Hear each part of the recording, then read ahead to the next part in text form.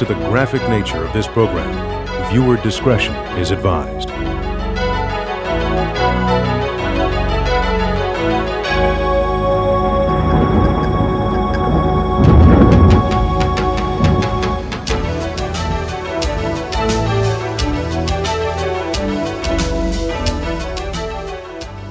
I'm Gordon Coulter. For many years I served as a law enforcement officer. Today it's my privilege to host this program on a little-known area in law enforcement, but important to every small community and every large city across our vast country. It's the area of satanic cults and how they impact our families, our children, and our communities. In satanic occultism, that which is good is bad, and that which is bad is good. And as you view this learning and educational tape, pay attention to notice the reverse of everything that is normal becoming abnormal. There are many crimes that are unsolved in our cities, and many of those crimes have ritualistic overtones, but they're hard to find, and it's difficult to find the depth of where these things go and who may have done them. And so today we hope to be able to shed some light on a dark, dark area, an area that has been taboo for so many years, that is also protected by the United States Constitution and the freedom of religion. That's why it's very difficult for us as law enforcement officers to really investigate. But the question really is, where do the freedoms end and our responsibilities begin for our communities? Satanic cults and their various offshoots exist throughout the world. However, a difficulty immediately arises with the word cult. Many cults fall under the protection of the United States Constitution, the freedom of religion. When we talk of cults and Satanism from a law enforcement perspective, we have to tread lightly. That is one of the reasons it is so difficult to investigate satanic cult activities. We know what the satanic cult professes to believe. We know what their potential for violence might be if they choose to be true to their belief. We even have evidence, here and there, that leads us to believe that some sort of rituals are taking place. However, unless we catch them actually breaking the law, or find evidence that leads directly to participants in some illegal activity, we have no case.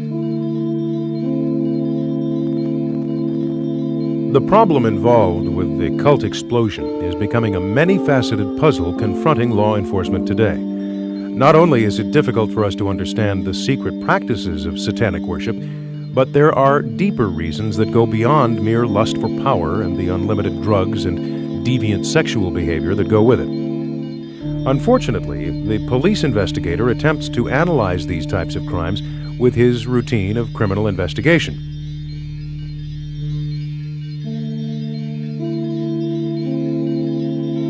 In the cases of satanic practices involving deviant sexual behavior, the investigator forgets the offense was committed by an abnormal person influenced by many strange and complex motivations, and therefore, law enforcement's analysis of the crime and the criminal must be guided by the principles of abnormal sexology.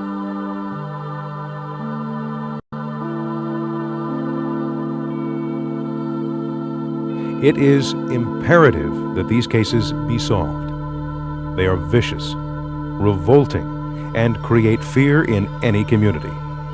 Men are apprehensive for the safety of their wives, mothers, and daughters, women for their children and themselves. It is only through proper training that the police officer can hope to gain the ability to understand and recognize which are regular offenses and those that belong to cult behaviors.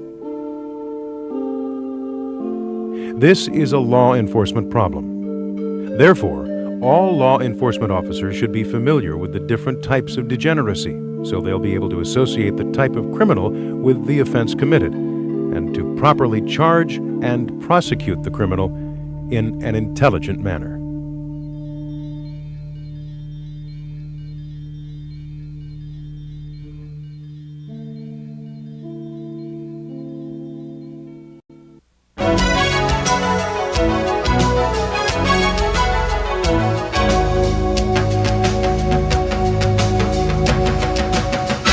There are three general areas and levels of involvement in satanic occult worship. The first would be dabblers.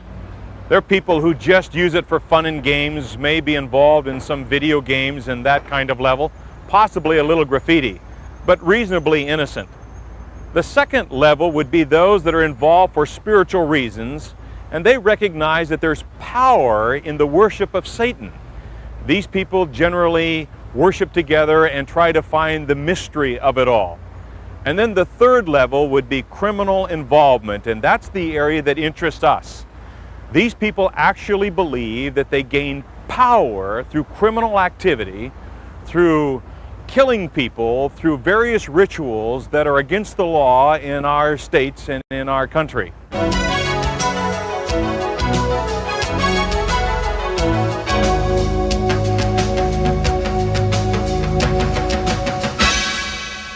Eric Pryor is a former Satanic high priest turned Christian who now spends his time educating people about the dark side of Satanic cults. When I was a practicing occultist, oftentimes I would come into this park and practice on various different holidays, lunar holidays and occultic holidays, and we'd actually have rituals in the park when we didn't have a space to do rituals indoor. So what I'd like to do is take you into the park and just kind of show you one of the places that you would start asking your questions and start looking to see, what the occultists are up to. There's two different communities that use this park. One is the pagan or occultic community, and the other community is, of course, the homosexual community. Interestingly enough, they go hand in hand. And so, well, see, here you go. Upon entering the park, you can see they've already got started. Okay. This is a pentacle. The interesting thing about this pentacle is it's an upright pentacle. This is not a satanic pentacle. Now, the reason why this pentacle would not be considered satanic is because it has one point up.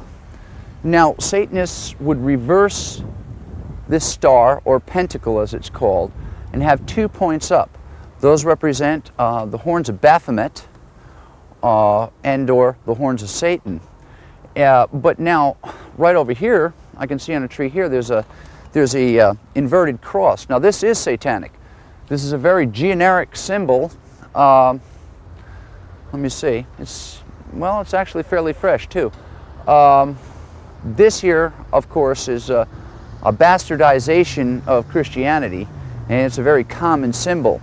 Obviously, they probably had a party or a ritual here within the past night or two. Usually what they'll do is they'll mark, it's almost like a path. They'll mark a path to kind of show you where the action's at.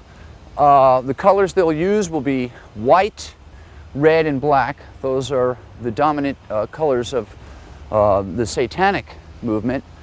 And basically, over here, see? Here you go. This is what I'm talking about. Okay, what you're looking at here is called Voodoo Vivi. This is kind of like a coat of arms, if you will, for the demonic.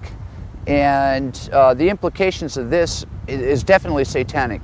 When I showed you earlier the one pointed up star as we first came in, and I told you that, the implications of Satanism are 2 points up. As you can see, there are 2 points up here, and someone has made it very clear they were probably worshiping Set, because it says Set here, so it's pretty obvious. Now this here, if I'm not mistaken, looks like a money Vivi. So I wouldn't be surprised if they were here in the park doing a money ritual. And this is very typical. This is the kind of thing that you can expect to see not only on crime scenes, but in areas where occultists hang out. Like gang graffiti, occultists kind of communicate to each other through their graffiti. On the rise there, up here, is a very flat area, concrete area, that is used often. I even frequented it for ritual practice. Well, there you go. You can see from here 666 and an eye. Now that eye above 666 is an Egyptian eye, the eye of Anubis. So I can tell by looking at this eye that these people that were up here were into ceremonial magic.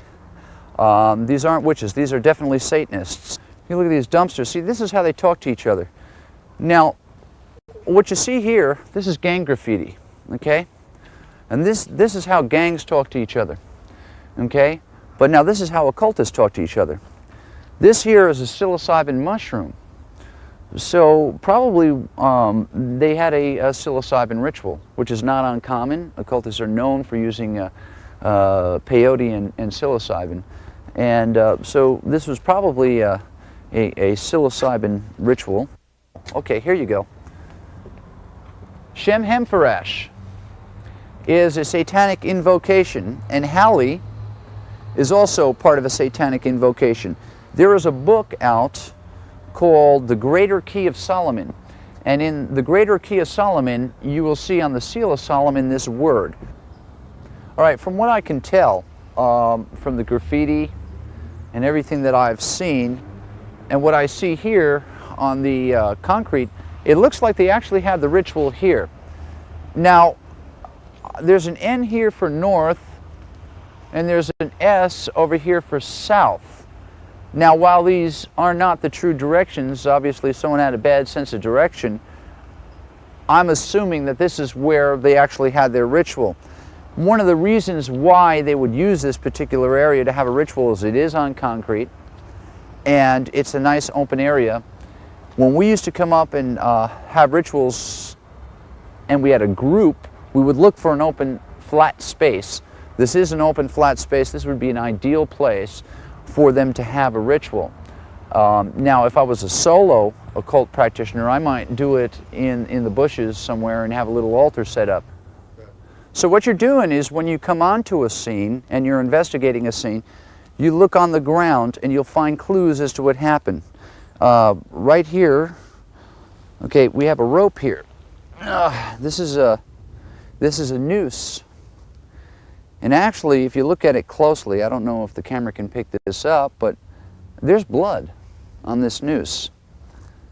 Now, this could have been used either to bind someone up in some type of a ritual scourging, or it could have actually been used on an animal that was sacrificed.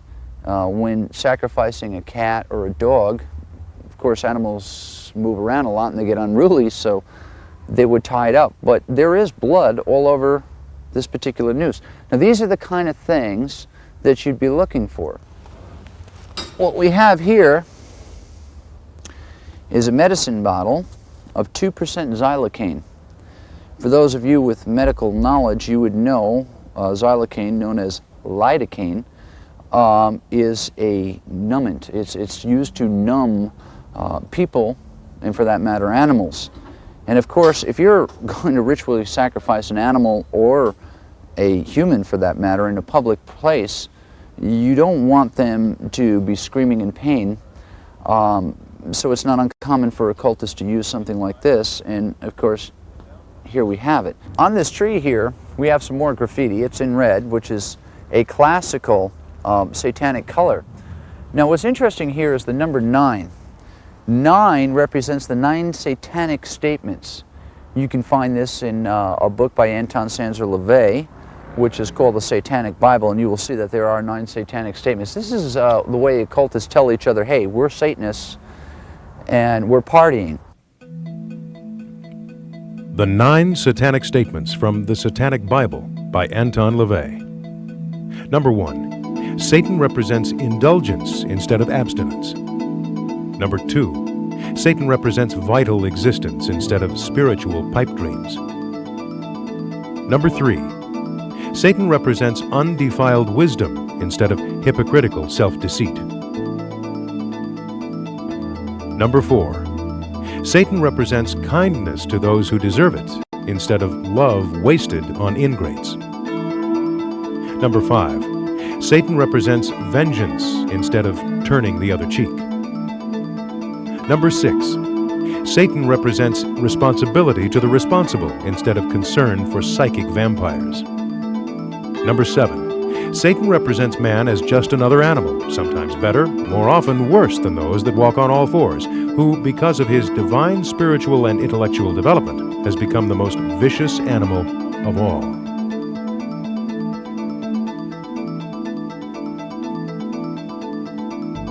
Number 8. Satan represents all of the so-called sins, as they all lead to physical, mental, or emotional gratification. And number 9.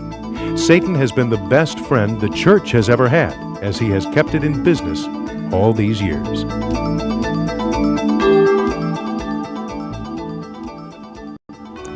This is the symbol for the Church of Satan, and this is kind of like their crest, their coat of arms, if you will. This would imply that these people either have affiliations with the Church of Satan or perceive themselves to have affiliations with the Church of Satan. Everything that we've seen here indicates Satanism. Different ritual sites will have different configurations and markings, but this gives you a good example of what to look for. First, upon entering the park, the pentacle and inverted cross were displayed. Second, further up the path, we found a voodoo vivi, which indicated a money ritual. Third, at the open cement areas that are common to satanic activity, we found graffiti that showed recent activity. In addition, we found a bloody noose and a xylocaine vial. Fourth, on the way out of the park, we found another inverted cross and the number 9, which, as we demonstrated, represents the 9 satanic statements from the Satanic Bible. Fifth and finally, we found markings indicating that the ritual was by followers of the Church of Satan. Behind me is the city of San Francisco, a city known for the first satanic church in America. Anton LaVey established this church under the freedoms of our country in 1966 and wrote the Satanic Bible. Anton LaVey, perhaps the best-known Satanist in America, compiled his years of cult knowledge into 2 of Satanism's most important handbooks, the Satanic Bible and a companion, the Satanic Rituals. The general practice of Satanism promotes 3 basic areas of attraction: gratification of flesh, gratification of ego, and power. Some Satanists, and a significant number of others, feel that Satanism is a viable way of getting supernatural help because they are too distant from the good God to have any hope of reaching Him. The good God and His virtues, such as beauty and joy, are essentially impractical.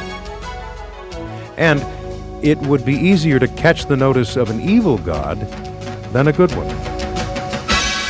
To better understand Satanism, it might be appropriate to talk about some of the initiation practices for Satanists. And to better understand them, you would take a look at what might be traditional Christianity or some normal faith, and if you reversed it, it would be something that Satanists would embrace. Initiation into Satanism or a similar cult usually includes a spoken denial of the Christian faith, generally accompanied by saying the Lord's Prayer backwards.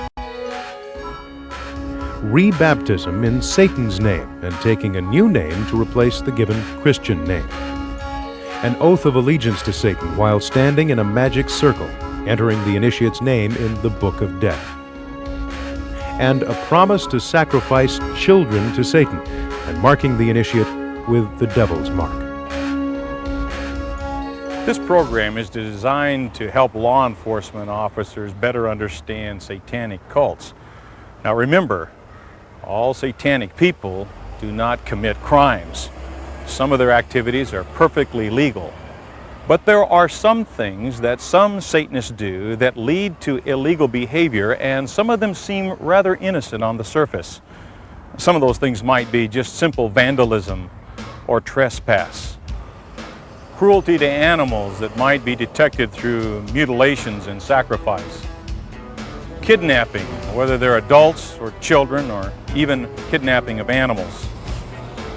Rape, molestation, child abuse, child sexual abuse that may be different than just harming a child, ritual abuse, arson, murder, which might include human sacrifice or mass murders or cannibalism, drug trafficking, sexual trafficking of children, corpse theft, cemetery vandalism, black market sales of bones and skulls, black market baby selling, pedophilia, pornography, torture, desecrating churches or other religious buildings, human slavery, weapons violations, suicides, disposing of animal parts, illegal entry into mortuaries and cemeteries, necrophilia, or having sex with dead people.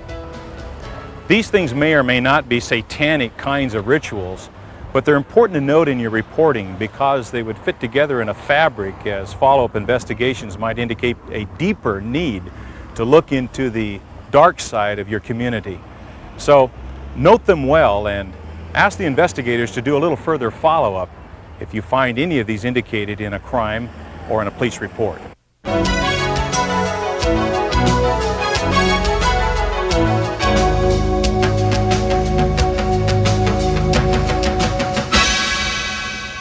There is a difference between Satanism, voodoo, and witchcraft. And what I'd like to do is show you different altar setups so you can familiarize yourself with how these people operate and their various different paraphernalia.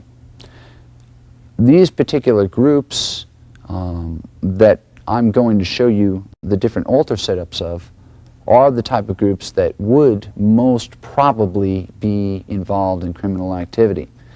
While you wouldn't find all this stuff at a crime scene, you will find evidence that they have been at a crime scene. For instance, you might find something like this pin here, which is used to penetrate a pulpit like we have sitting here. But then again, there are other things that might be left behind that would indicate voodoo. Now, voodoo is colorful, and usually beads and shells are associated with it.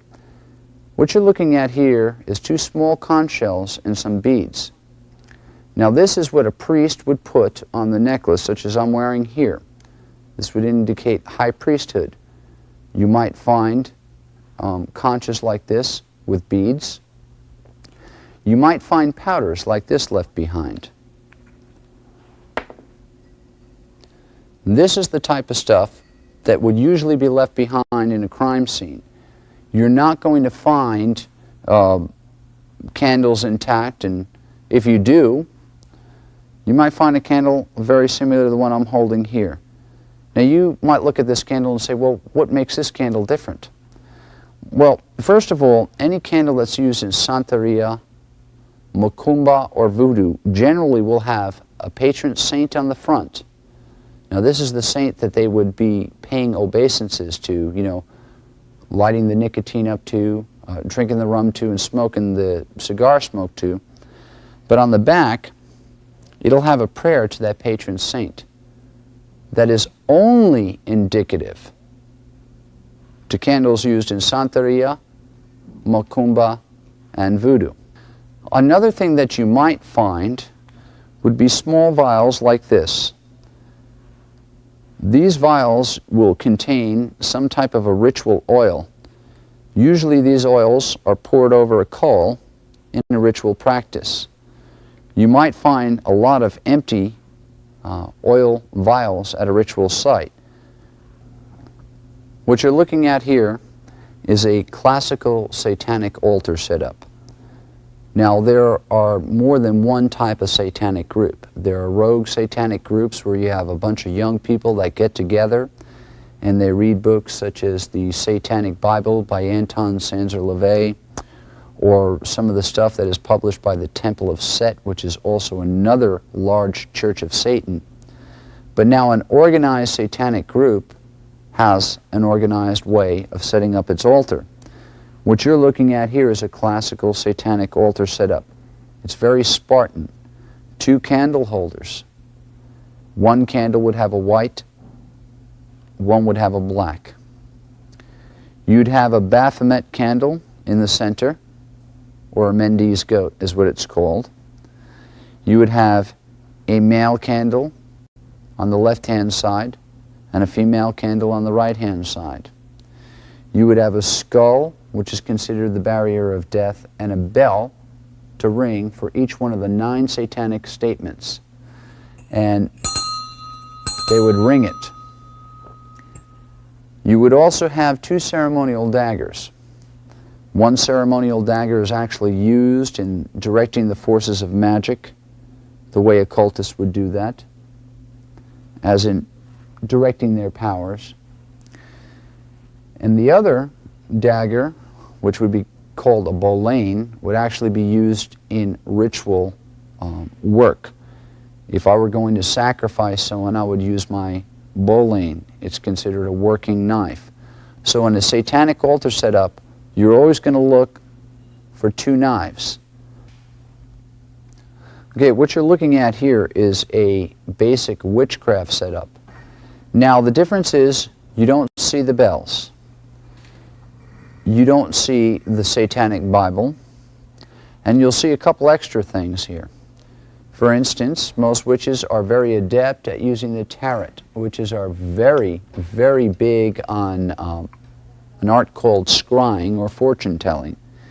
Another interesting addition is that, notice, the candle holders are wooden.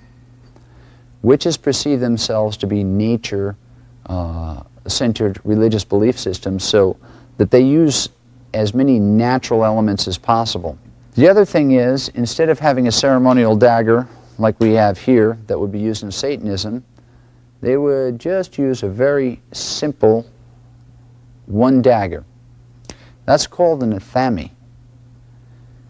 Now, the athame is used when they charge the wine, which would be in the chalice. The athame would be used when they charge the wine, which would be in the chalice, the salt, which would be in the salt bowl, and the water, which would be in the water bowl, as well as the incense. Another interesting addition we have here is Kyrnos. This is one of the gods of the witches. And the center for any witchcraft altarpiece will have either Kyrnos, which is the god of the witches, or Diana. Another thing that witches will often have on their altar is a mortar and pestle, because they work a lot with pharmakeia, or various different incenses. Now this is an incense we have here that would be used in ritual practice. Notice they're very bright in color. There are many different kinds. These are the kind of things that you might find left over at a crime scene. You might find little piles of colored, it looks like chalk, but it's not chalk. It's actually incense. And if you were to take it and smell it, it usually has a very fragrant smell. Another thing that you'll find is usually there's chalk. There's usually a piece of red chalk and a piece of white chalk. This is used to draw a circle around the ritual area, and it's called a boundary between the worlds. And then what they will do is make various different magical symbols in those circles, believing that these symbols will seal off an area. Now, witches are known for their artwork, their drawing of symbols, their use of colored powders, and of course the use of natural products like wooden candle holders, even wooden knives. And so this would be more indicative of witchcraft. As you have seen, the difference between the items you might find on an altar from the various different occult styles is subtle. When you pay attention, you'll see that there is indeed a distinct difference. These differences will give you the understanding of the type of group you're dealing with.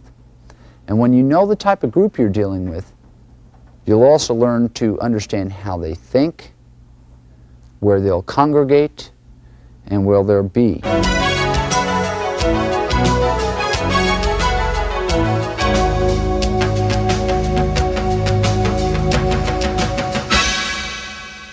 There are many different satanic symbols. Here are a few of the more common ones.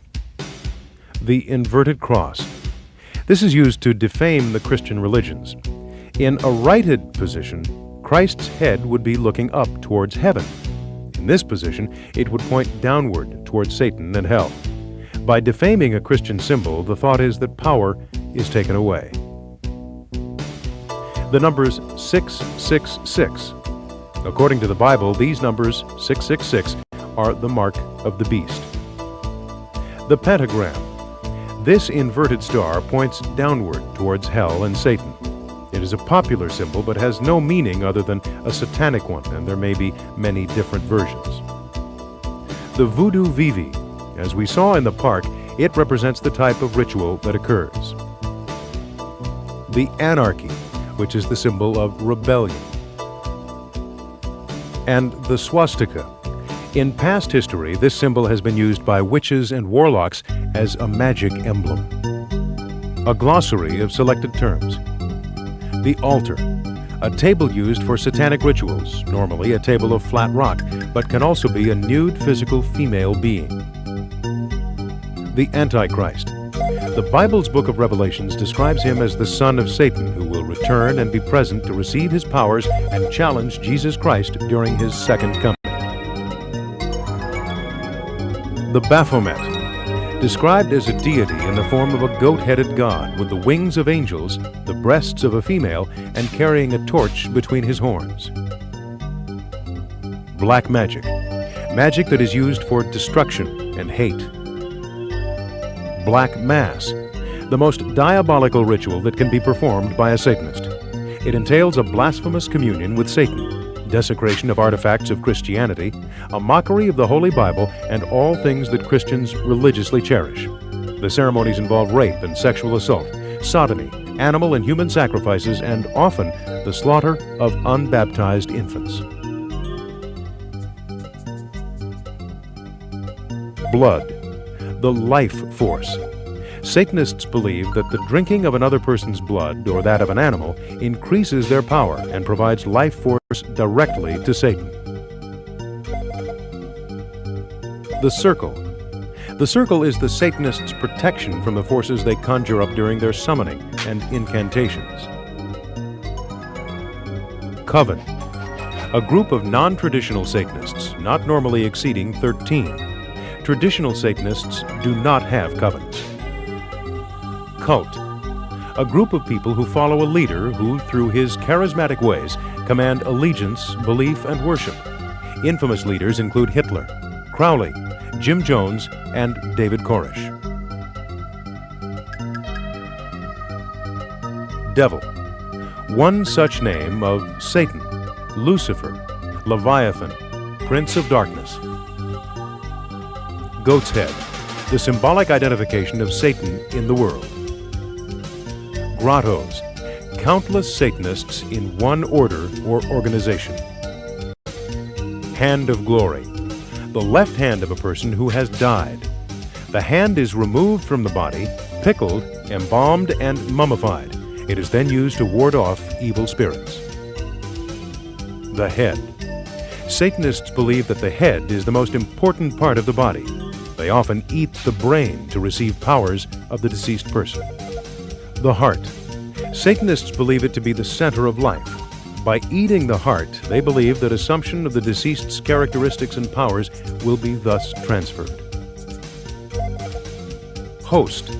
Normally using blessed communion wafers, symbolic of the body of Christ, Satanists insert them into the vagina of the altar or physically stomp, thus desecrating Christian beliefs. Lucifer. When cast out of heaven, he was followed by 1/3 of all the angels. Pagans. Those who practice witchcraft, the worship of nature as well as multiple gods. Satan. an angel created by God, cast out of heaven, and now the object of worship by Satanists throughout the world. Succubus, a female demonic force that copulates with human males. Incubus, a male demonic force that copulates with human females. And witchcraft, the practice of the old religion which focuses on the goddess in her many forms.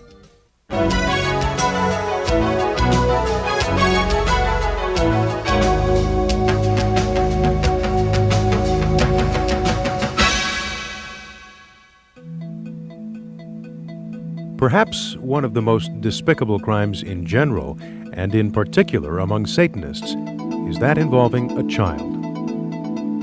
In every state in the nation, there are reports and investigations of satanic crime and satanic ritual abuse.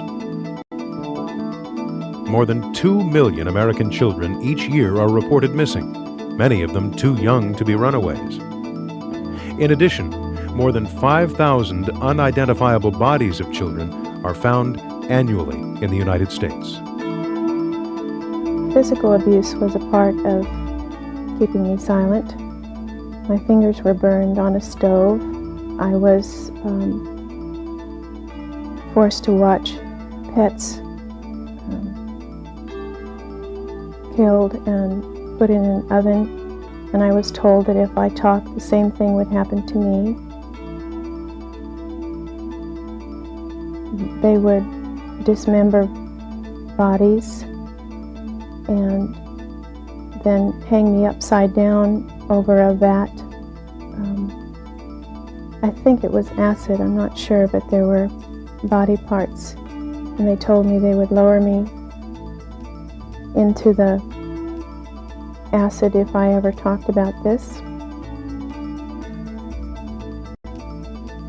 And one memory I had, in order to get the blood, they used me as the person to get the blood from. I was basically the lamb, the child of God. And they would put pins and needles in between my fingers, and I would be bled so that they could have communion. Another way to keep me silent was to use a gun. Pornography, child prostitution brings in big money, and I was not to talk about that either, and I was threatened to be killed if I talked, as well as burned. They used cigarettes and other forms of burning to keep me silent. And I had a pet bird that they killed in front of me. And then I was put in a cage. And so as a young child, I made the association that if I were in a cage, then I must be like the bird. And if they can kill the bird, they can easily kill me too. Remembering comes out in poetry as well. And my pet bird was killed in front of me. And I was also forced to participate in the murder of babies. And so I wrote a poem about not being able to talk about that. Birds and babies go away, mustn't tell, mustn't say. Mommy will get mad at me, must pretend I do not see. Nothing happened, don't remember. Helter skelter, now dismember. Witches chant and babies burn. Mustn't talk, it will be my turn.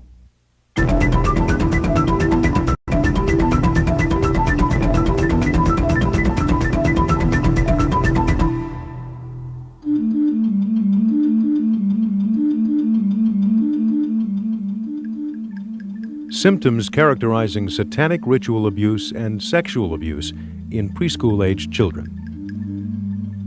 Low self-esteem, feeling of being bad. Child feels deserving of punishment. Child is fearful, clingy, regresses to baby behavior. Separation anxiety. The child is angry and aggressive. The child acts wild, uncontrolled, hyperactive. The child is accident-prone or deliberately hurts himself. The child is negativistic, resistant to authority. The child mistrusts adults. The child is over-compliant with authority, over-pleasing with adults. The child has rapid mood changes. The child is withdrawn, does not play, or plays in a lethargic or unfocused way.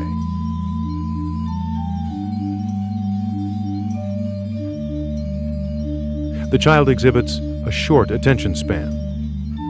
The child does not learn. The child's speech is regressed and babyish. He has delayed speech or speech disorder. The child's speech production decreases significantly. There are somatic complaints, stomach aches, nausea and vomiting, nightmares, and sleep disorders. The child is fearful of being touched, fears having genital area washed.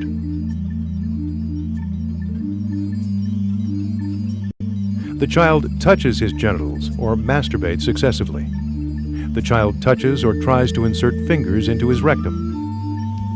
The child pulls down his pants, pulls up her dress, or takes off clothes inappropriately. The child touches others sexually or asks for sex. The child is sexually provocative or seductive. He or she complains of vaginal, anal pain, burning when washed or when urinating or defecating.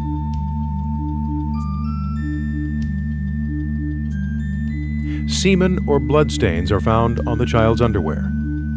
Detailed and age-inappropriate understanding of sexual behavior. Hints about sexual activity. The child complains that an adult or older child is bothering them. A reference to blood or white stuff in genital area. A statement that someone had removed the child's clothing. A statement that an older child or adult exposed themselves to the child.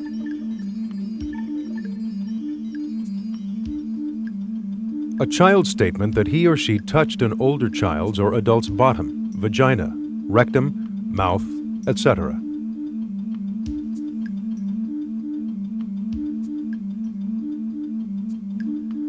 A statement that an older child or adult touched or penetrated the child's bottom, vagina, rectum, mouth, etc. A statement that the child witnessed sex acts. On medical examination, relaxed sphincter control, anal or rectal lacerations or scarring. The child relaxes rather than tenses rectum when touched.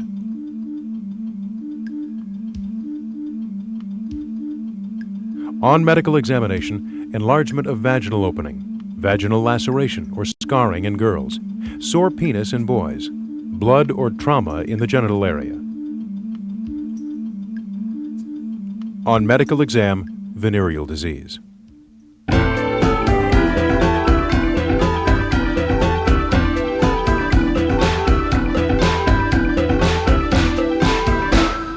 Unfortunately, all of the signs of self-involvement, rebellion against authority, self-righteousness, disrespect towards parents, they're common in the growing up years. They're also signs of involvement in satanic cults. Perhaps one of the major signs of cult involvement is when the group moves into obsession. They get stuck on one idea, one type of clothing. They center focus on this idea and they do not deviate.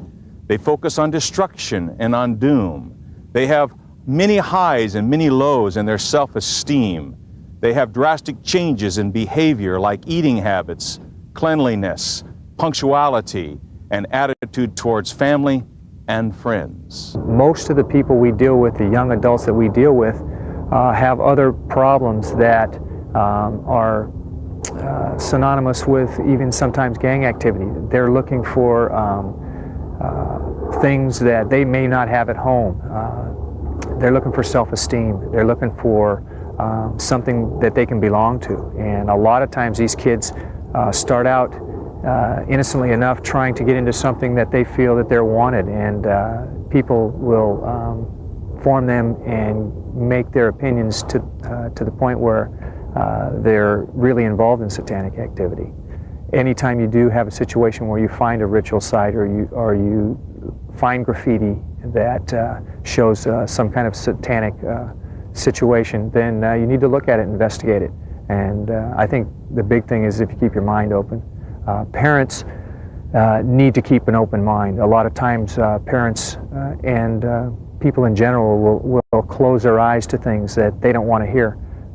If you keep an open mind and try to know your kids and learn what your kids are all about, I think that'll be a big step into understanding what's going on and then being able to identify any problems that may arise or situations that you might see that you might need to look for help and not keep a closed mind. Believe me, I've been in this business for 10 years and you're always amazed at what kids will do and the different fads that come up. And sometimes it may be totally innocent. It may not be occult activity. It may not be satanic activity. But hopefully if you have the open mind, you'll be able to notice that. When we get involved in some of these training groups, we try to talk to PTAs and school administrators and things like that, not only just in occult activity, but just keeping an open mind on what teenagers are all about nowadays. And they may be involved in this stuff. They may be what we call dabbling in some kind of occult activity. It may be just a rebellion on some form of Christian upbringing, something to get your attention. As you observe kids that may be involved in satanic cult activities, be patient, be watchful. It's best to understand them because provoking them will only drive them deeper into the cult and that behavior. Teach the parents and the school officials and the youth workers to note these behavior changes and to take time to find out what's going on in their lives. Teach them to ask the meaningful questions and what the symbols are about that they might write on their notebooks and they might wear on their clothing. Teach these youth workers and parents to talk to their kids about the lyrics of the songs that they listen to over and over again. They have a right to know what's going on in the young people's lives, and open communication allows that to happen. Don't hesitate to encourage these parents and youth workers to seek outside help. Call your local support services for youth. They can be a great help to you. Never stop this important investigation into lives for the value of our kids in America. Satanists celebrate a host of rituals and ceremonies during the course of each year. As some are held more important than others, a host of crimes are committed before, during, and after the ceremonies.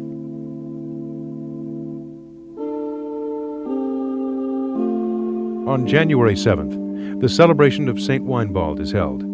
It is a blood ritual and animal or human sacrifice, including surgical dismemberment, and they're completed with males between the ages of 15 and 33 years of age. Satanic revels are held on January 17th. A sexual type of ritual, anal, oral, and vaginal activities are found with female victims ranging from 7 to 17 years of age.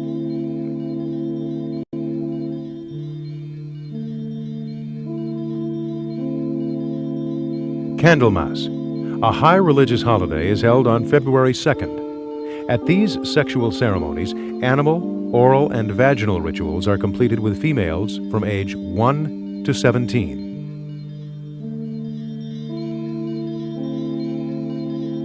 February 25th signals Beltane, a blood ceremony. Communions are held with blood filling the chalice. Animal dismemberment and sacrifices are common to this ceremony.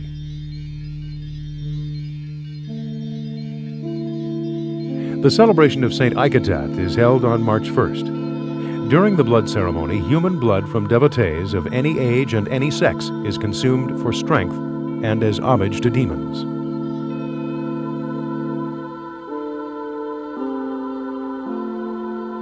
The spring equinox, March 20th, a celebration of orgies including anal, oral, vaginal, or bestiality sex between devotees of any age and any sex. Sacrifices are common. April 21st to the 26th is the time of preparation for the Grand Climax. Kidnappings of women, children, and animals are common. Thus, the victims are held until April 26th to May 1st. A demure ceremony for Corpus de Ball. Age group includes infants and females up to 25 years of age.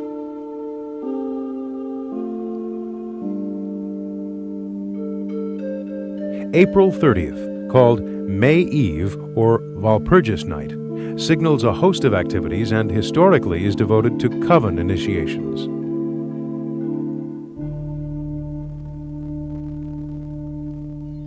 June 2nd brings about anti-Christian ceremonies using blessed wafers and blood mixtures for many blasphemous purposes.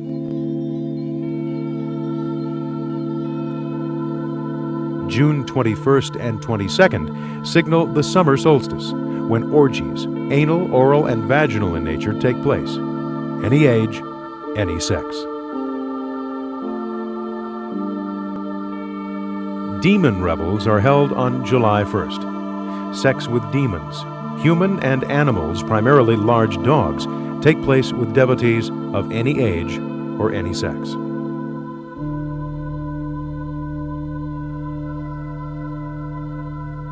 July 20th to the 27th signals the time for additional kidnappings and holdings of victims for the July 26th Grand Climax and August Eve festivities, which include sacrifices.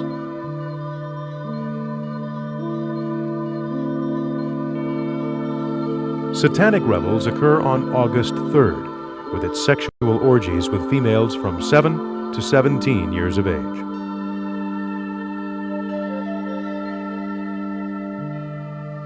The coveted marriage to Satan takes place on September 7th, at which time human sacrifices of groomed devotees occur. The age group is female, 1 to 17 years of age.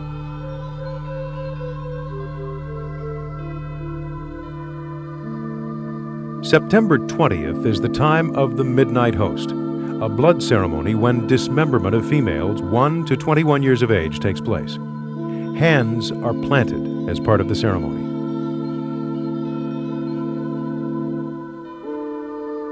September 22nd, or Michaelmas, entails anal, oral, and vaginal orgies that also include bestiality with any age or sex devotees.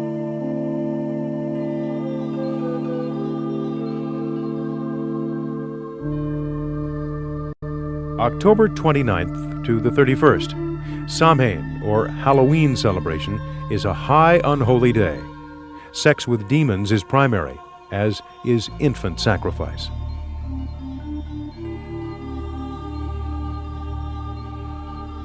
On November 1st to the 4th, Satanic revels again occur. Anal, oral, and vaginal sexual activities take place with females from 7 to 17 years of age.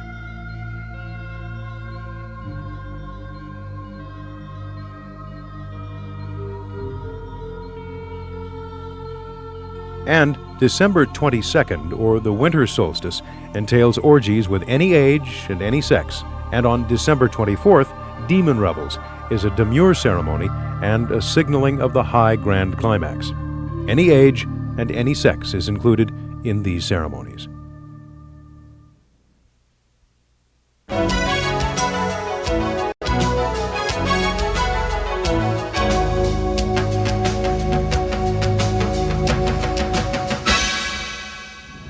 Richard Ramirez, known as the Night Stalker, was linked to Satanism. He had a pentagram on his left hand, and he would draw one on the walls of his victims' homes. At his arraignment, he yelled, "Hail Satan!"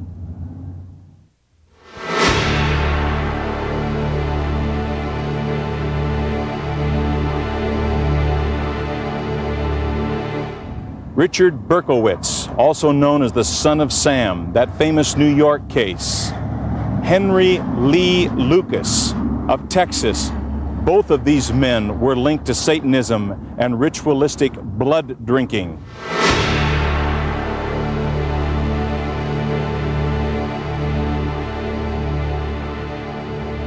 Stanley Dean Baker of Massachusetts.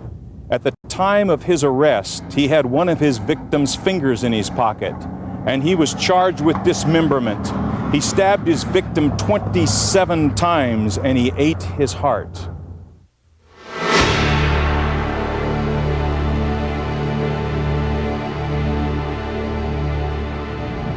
Ricky Casso of New York. He required his victim to say, "I love you, Satan," as he stabbed him to death.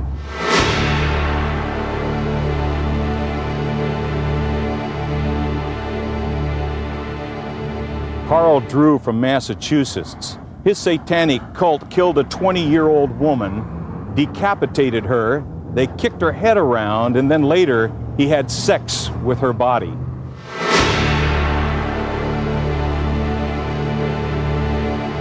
And in the history of the United States, only one case has been successfully prosecuted as a human sacrifice crime. That is the case of Clifford St. Joseph. Okay, the way we broke the St. Joseph case was through information received through some sharp patrol officer work.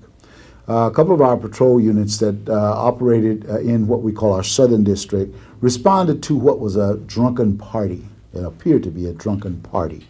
And one of the fellows kept saying, they're going to sacrifice him, they're going to sacrifice him. Well, what he was talking about was they had gotten a second victim and intended to sacrifice him.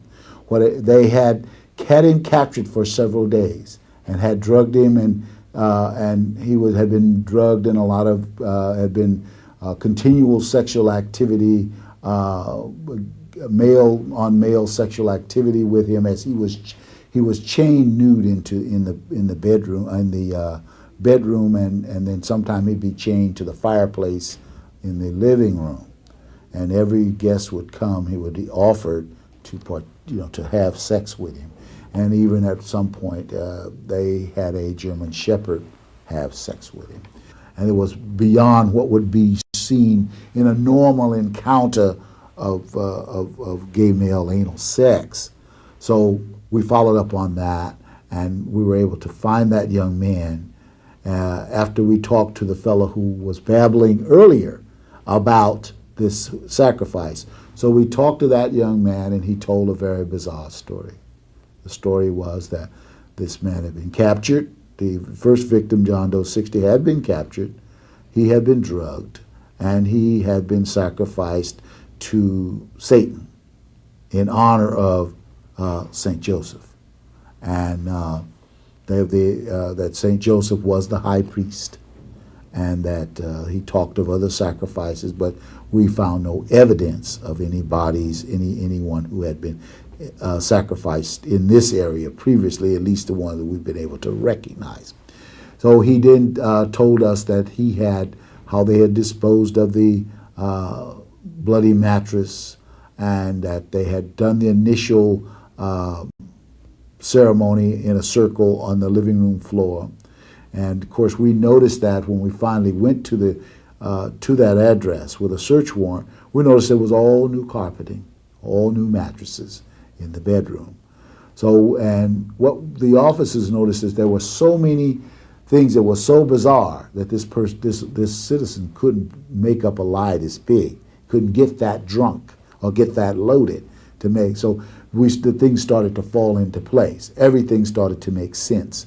And I can tell you that our investigation of that case led us into the very highest echelons of our society, professional people, successful business people who were associates, and one of whom we know is a unindicted co-conspirator to this day, because the young man who had been sexually abused, who was to be the second victim,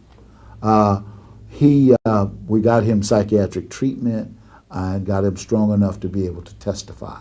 And he testified to all the things, the ritual that had gone on before his day of reckoning, to where he was to be sacrificed himself. And it is a very precise procedure of what he eats, what he is given to drink, and that he's kept in a sedated mood condition for several days prior to the ritual.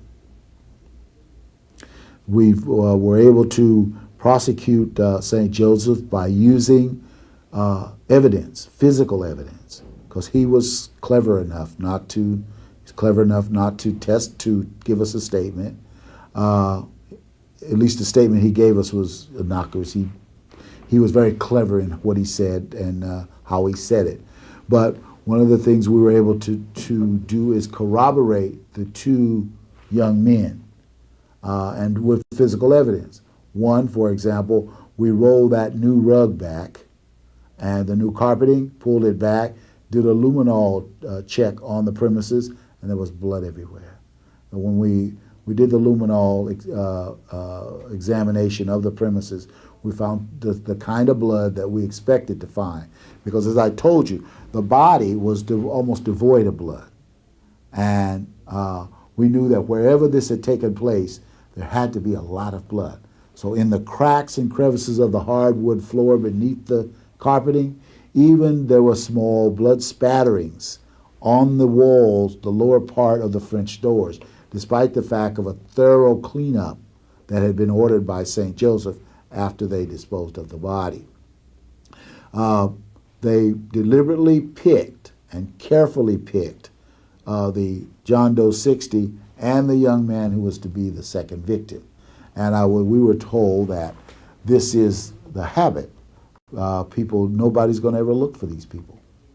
They're the kinds of people, and there are lots of them around nowadays, where people drifters, people don't have any real ties, and they were able to lure both the John Doe 60 and the other intended victim with the lure of drugs. There were a great deal of drugs, and they were very plentiful. And that was one of the lures that they were able to entice young men to these areas to look them over to see if they were possible suitable characters to be persons to be sacrificed. What was the sentence for St. Joseph, and how is that all going? His appeal has been, St. Joseph's sentence he was convicted of first-degree murder, and his sentence was life without possibility of parole, and it is going fine. His case has been upheld all the way up the line. So it was a successful prosecution, good solid evidence, and it all helped to solve that case with some patrol officers being really sharp and following through on something that they saw that was unusual, and not discounting a person as being just a crazy, drunk, hyped up kid. That they took the time to say, hey, wait a minute, it's too many unusual things going on here. Let's if we don't know, let us call somebody who may know. And then by doing that, they gave us the lead that we needed to break that case. On ritualistic, satanic, cult kinds of crimes, you'll see a lot of unexplained behavior. Try not to rationalize it off as being just a bunch of kooks or just a bunch of druggies. Investigate, talk to people, identify people who are there. Ask those persons who appear to be really loaded, book them as drunk, book them as under the influence, call the detectives and ask. Look for unusual kinds of weapons, unusual kinds of cuts or wounds. And for example, a single wound, none of the wounds when you looked at the body of John Doe 60, just as a layperson, none of these wounds would kill him. Even the carving of the pentagram into his chest, he'd bleed, but this wouldn't kill him. And there was the fact that you have a dead body and there's no blood. There's some blood on the body, but there's no blood in and around the scene. Secondary scenes, because they've got to get rid of the body. They've got to get rid of it somehow. So we have to be very aware of anything unusual. Follow through on it. Call in help. Don't be embarrassed to say, hey, look, I don't quite know what's going on here. Call in the detectives, and they in turn, for investigators, call in experts who know how to deal who recognize some of these things. But one of the things you will see quite frequently, though, they do leave their mark. For example, the upside down pentagram on John Doe 60's chest. We've had several other cases where we're dealing with the ritualistic in the Golden Gate Park. This case was never solved, but this young woman was in the middle of a circle, and all around her were pentagrams painted on the trees with her blood and painted on rocks. They display the body in certain ways. If the body appears to have some ornamentation on it that doesn't fit, for example, maybe some beads or some kind of pin or pendant that doesn't fit the rest of their clothing. There's a case I can call several years ago where the body was found, and this would be a different ritualistic group, for example. The body was in a circle, the head was decapitated, there were feathers sticking in the exposed part of the neck, and all around the body was corn, kernels of corn. And we later learned that this was a part of a sanctifying of a cauldron by killing an individual, by sacrificing an individual. Though, by the way, the head did turn up. We were told by experts that it would turn up. Now, this came out of a whole different part of the society, but it's still a different kind of ritual, where many times there's a big controversy in some parts of the country now as to whether or not to allow the religious use of animals. And I think the Santerias did win that case, that they can use animals in their religion. Well, you'll see things like this. Don't be alarmed, just document it well. Document it very well. Know who's involved, and recognize it when you see it. And probably the grave robbing is what most patrol officers are going to run. They're going to run into grave robbing, stealing ornaments from churches. You start getting a rash of stealing, because they have to have, sometimes they want to get, even though they're satanics, they have to get something that's blessed. So there'll be church robberies. So if you start getting a series of church robberies, or any church robbery where the motive is not totally monetary gain, it's some kind, relics are missing, like chalices and different religious ceremony items. Look for that. Other things I can think of now is that they also deal with certain animal horns and parts and stuff like that, certain statuaries that you'll find on a premises, and the bodies that appear to be part goat, part human, all in a man, part man in body, and you'll see lots of candles. They use lots of candles of different colors and stuff like that. But there are a number of experts around who study this phenomenon, and as I said, based on my experience and studying, particularly with the St. Joseph case and a couple other cases that have had some dabblers around, we capture that material, read it, learn about them. It's just like any other part of our society. It's here, and we as law enforcement officers will deal with it. We have to deal with it. And the best way to deal with any problem is to understand it. In investigating homicides, there are some very obvious ritualistic markings that will appear on a body that is the result of satanic killings. But some of the markings are a little more subtle. And so what we're going to do is give you an illustration of this on our model and also retrace some of the markings that were in the St. Joseph's case.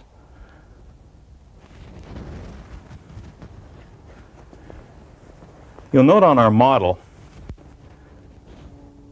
that there's oftentimes a cut that goes from behind the ear all the way down to the throat. You'll also notice that on the carotid, this right here would be cut where the blood would have been drained. And oftentimes there's wax laid on it to cover it up afterwards, after the body has deceased. They will also put wax over the eyelids after they're deceased, and so those would be some of the head markings that would indicate a ritualistic killing. Another area that's obvious in these kinds of ritualistic carvings would be the pentagram or the inverted pentagram on the right and the left side of the upper chest. This oftentimes is the signature of the high priest. Another area that you might find satanic ritual carving is in the stomach area. And as was true in the St. Joseph's case, the pentagram or the inverted pentagram was carved right here in his abdomen area. And you'll note again the points representing again the goat's head.